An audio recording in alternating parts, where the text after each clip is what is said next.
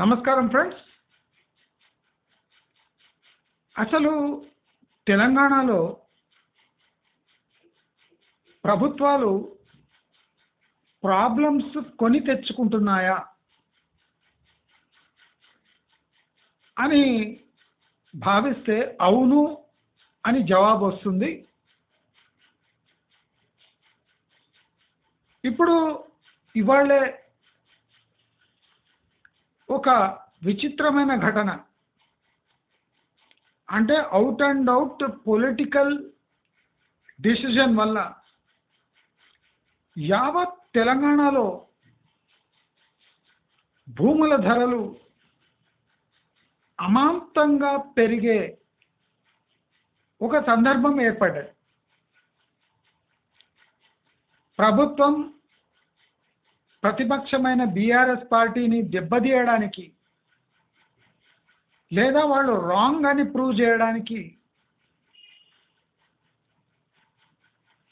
ఒక విచిత్రమైన పంథా ఎంచుకుంది. ఆ పంథా ఇక రాష్ట్రంలో భూ ప్రకంపనలు సృష్టించబోతుంది.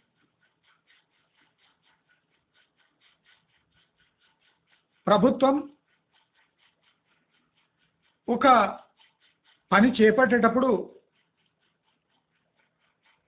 అది యూనివర్సల్లీ యాక్సెప్టబుల్ సొల్యూషన్గా ఉండాలి. రేపు ఈ సొల్యూషన్ ద్వారా వందల వేల సంఖ్యలో ప్రాబ్లమ్స్ తలెత్తకుండా జాగ్రత్త పడాలి. కానీ ప్రభుత్వాలు అసలు ఏం చేస్తున్నాయో, ఎందుకు చేస్తున్నాయో, అసలు ఈ కొరవితో తలగిక్కోవడం అన్న ఏమో ఉంటుంది కదా, అట్లుంటుంది పరిస్థితి.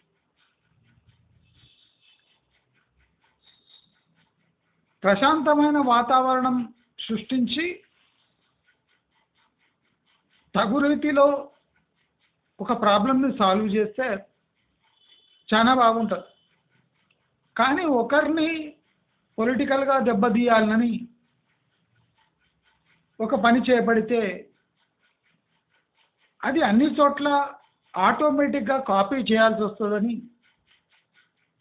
ప్రభుత్వాలు ఆలోచించకుండా చర్యలు చేపడితే రేపు ప్రభుత్వాల కొంప ముంచేది ఈ రివెంజ్ మెంటాలిటీ. నేను మాట్లాడుతున్నది లగచర్ల కాంపన్సేషన్ గురించి. లగచర్లలో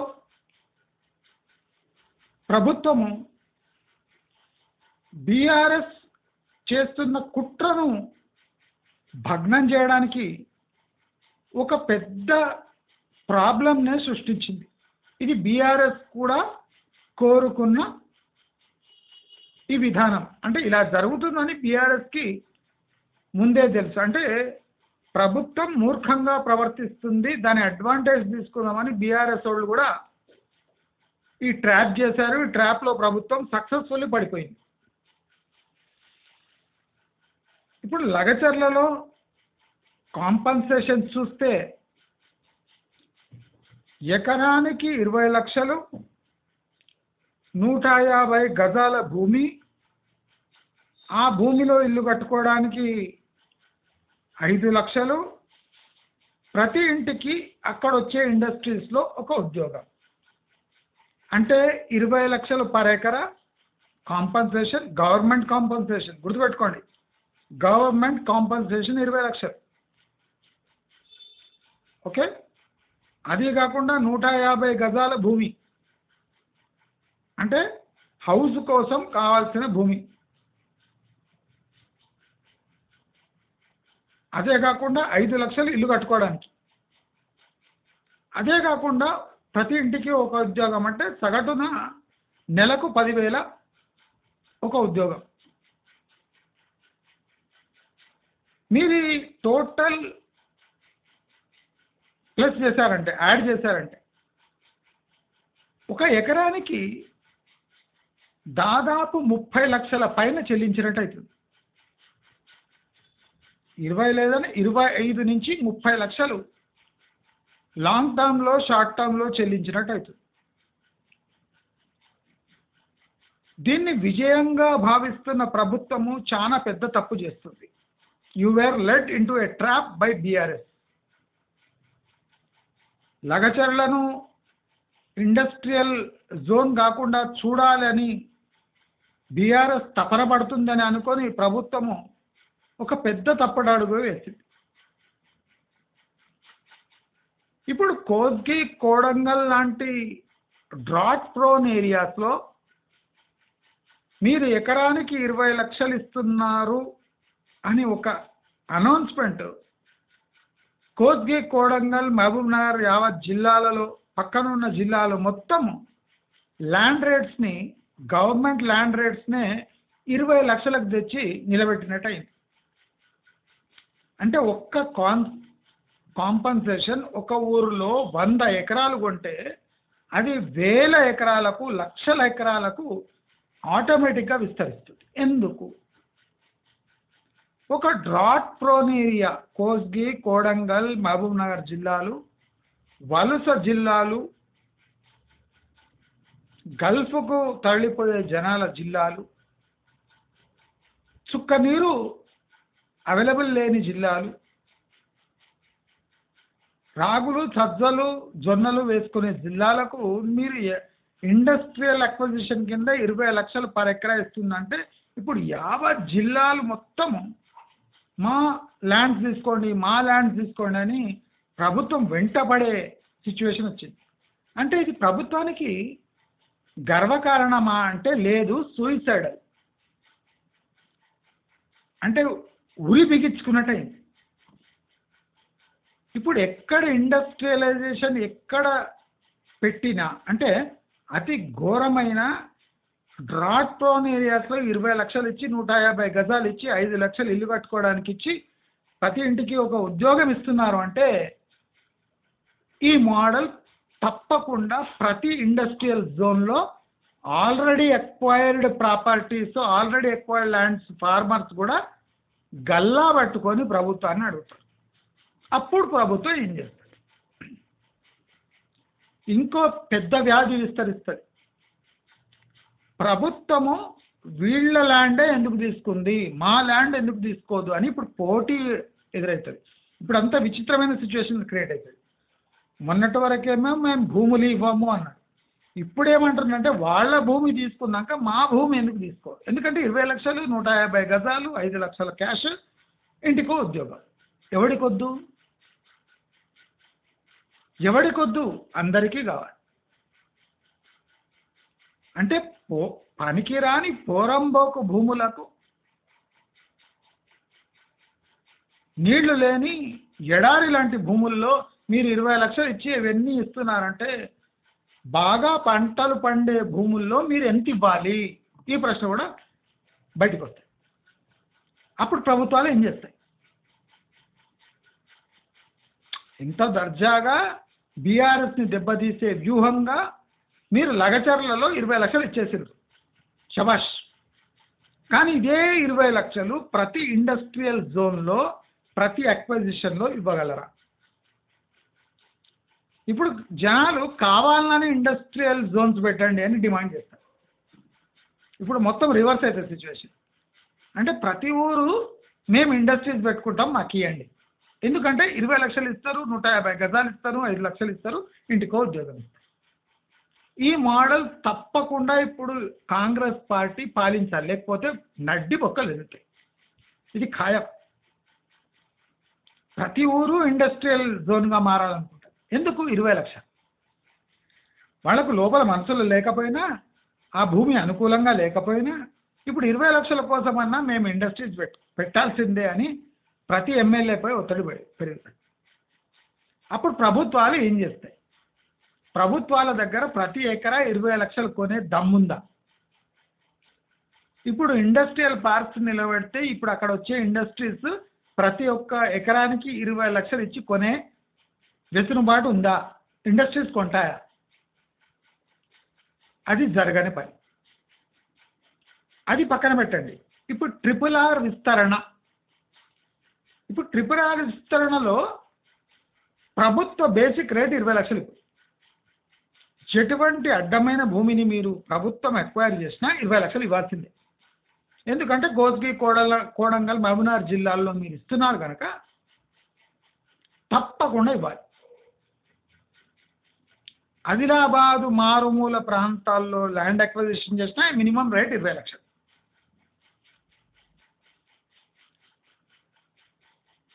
సీతక్క జిల్లాల్లో అక్కడ అక్వైర్ చేసినా 20 లక్షలు ఇవ్వాలి. 20 లక్షలే కాక 150 గజాలు 5 లక్షలు ప్రతి ఇంటికో ఉద్యోగం. దీంట్లో తేడా వచ్చిందంటే ఇక ప్రాబ్లం స్టార్ట్ అయింది. అంటే ఆలోచన లేకుండా ఒక అపోజిషన్ని చిన్న చూపు చూపి అన్నది చేసిన మీ సాహసము అది అపోజిషన్ పార్టీకి విక్టరీగా మారిపోయింది. ఇప్పుడు ప్రతి ఒక్క అక్విజిషన్ ప్రభుత్వానికి భారంగా మారుతుంది. గుర్తుపెట్టుకోండి, ఇప్పుడు ఈ మోడల్ ఫిక్స్డ్ తెలంగాణ మొత్తంలో 20 లక్షలు లేని ఎకరా లేదు. ఎవ్వరు ఇవ్వకండి.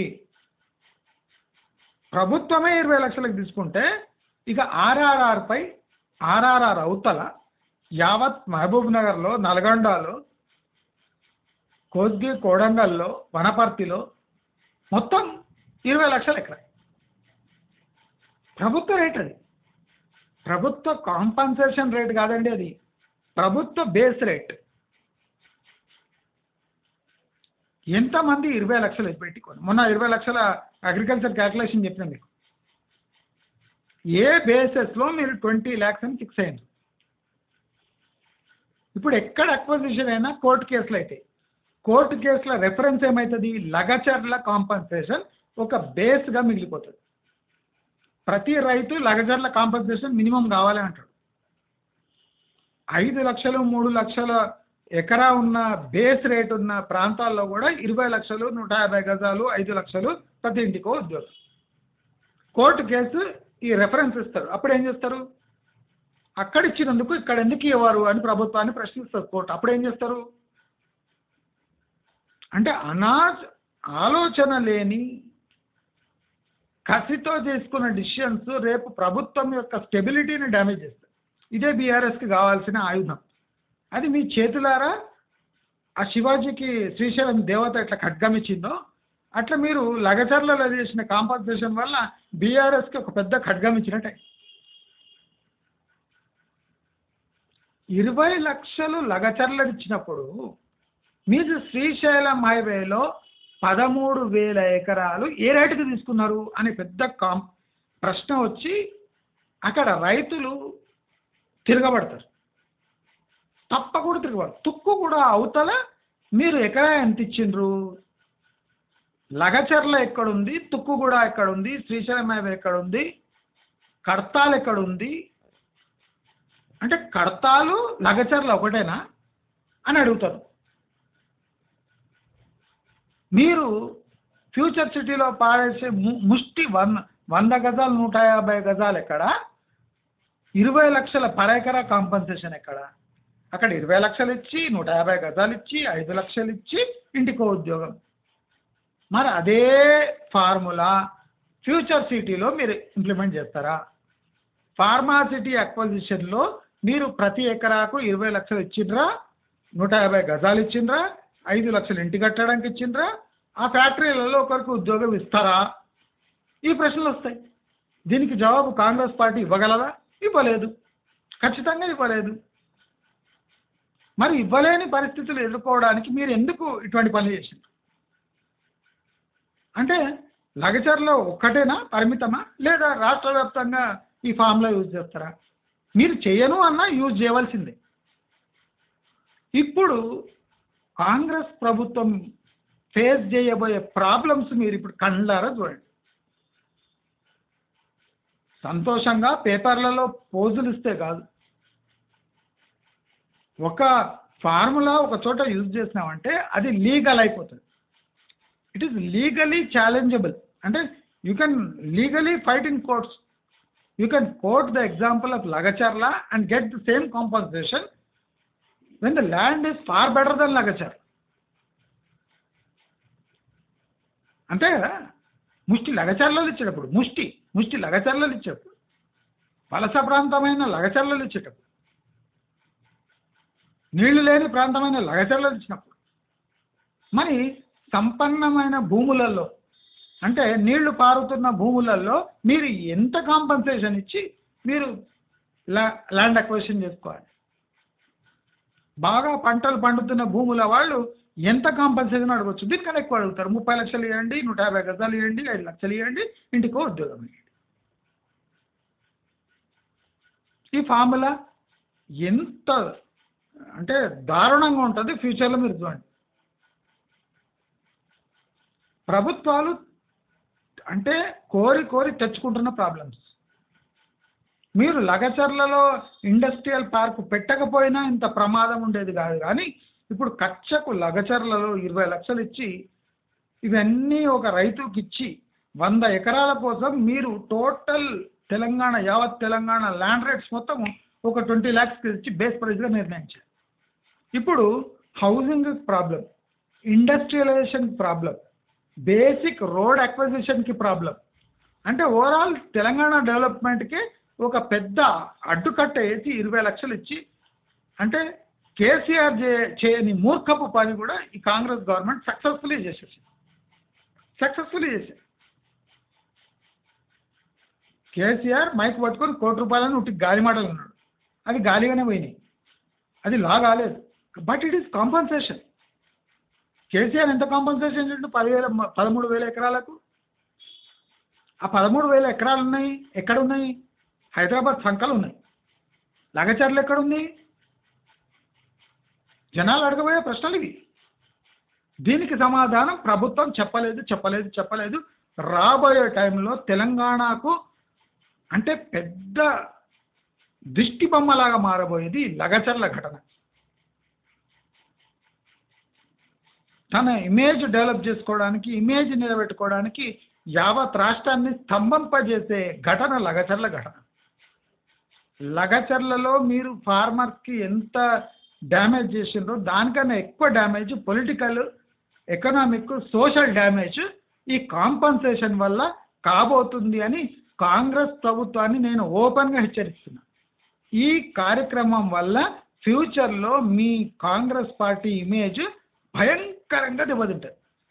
ఏ డెవలప్మెంట్ కార్యక్రమం కావాలన్నా లగచర్ల అనేది ఒక బేస్ పెట్టుకొని వేలాది కేసులు మీపై పడి RRR acquisition, future industrialisation, future town planning, future road expansions మొత్తం స్తంభింపాయి. వేలాది కేసులు కోర్టుల వైపు తిరిగి మీకు ఉక్కిరి బిక్కిరి చేయకపోతే ఈ లగచర్ల అనే కాంపన్సేషన్ ఒక ప్రభుత్వాన్ని కుదిపేసే కాంపన్సేషన్గా మారుతుంది అని కాంగ్రెస్ ప్రభుత్వాన్ని హెచ్చరిస్తూ, దీన్ని సరిదిద్దుకునే క్రమంలో మీరు ఏదైనా అమెండ్మెంట్ తెస్తే మంచిది, లేదా మీ ఫ్యూచర్ డ్రీమ్స్కి అడ్డుకట్ట ఈ లగచర్ల కాబోతుంది అని చెప్తూ ఈ వీడియో అందరూ షేర్ చేయాలి. నేను చెప్పిన పాయింట్ గంభీరంగా ఆలోచించాలి అని కోరుకుంటూ నమస్కారం.